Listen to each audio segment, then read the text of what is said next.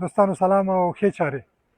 نن زه د یو ډېر تاریخي ځای نه ستاسو په خدمت کې یم. زما شاته چې کومه دروازه تاسو ګورئ دا د یو سی برکلي د تاریخي پوهنتون مرکزي دروازه ده.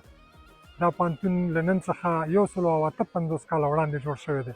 د نورو معلوماتو سره له ما سره پاتې شئ، موږ دننه ځو.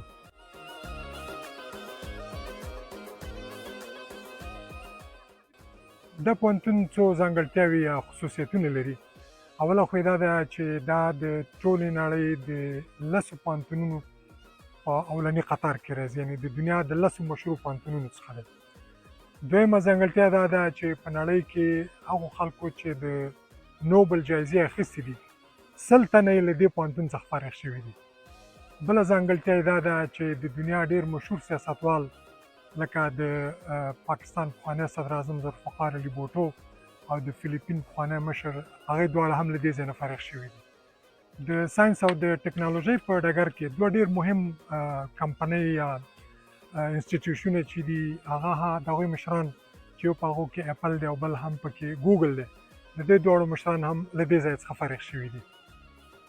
د برکلي په پوهنتون کې 45,000 محصلین او محصلانې درس وایي او د ای آی او د ګوګل د احصایې یا د شمېرنې له مخې چې ما نن سهار وکتله دلته 2891 استادان او د هغوی معاونین درس باندې بوخت دي.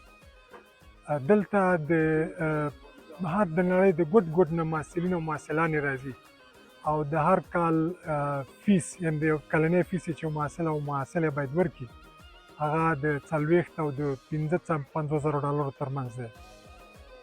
په دې پوهنتون کې مختلفې فاکولټې او پوهنځي دي، خو د ټولو مشهورې د قانون، حقوقو او د میډیکل یا د طب پوهنځي دي چې نړیوال شهرت لري.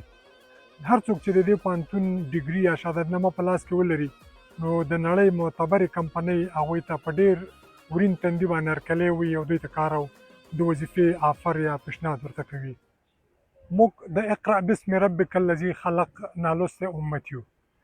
شمیر مو 2 بلیونه دی، خو حالت مو دا دی چې همدا تېره هفته د ملګرو ملتونو د یو ضمني راپور کې ما ولوستل چې نن په 2026 کال کې په افغانستان کې نږدې 12 میلیونه انسانان پوره لیک او لوست نشي کولی. آیا دا د اندېښنې وړ نه ده؟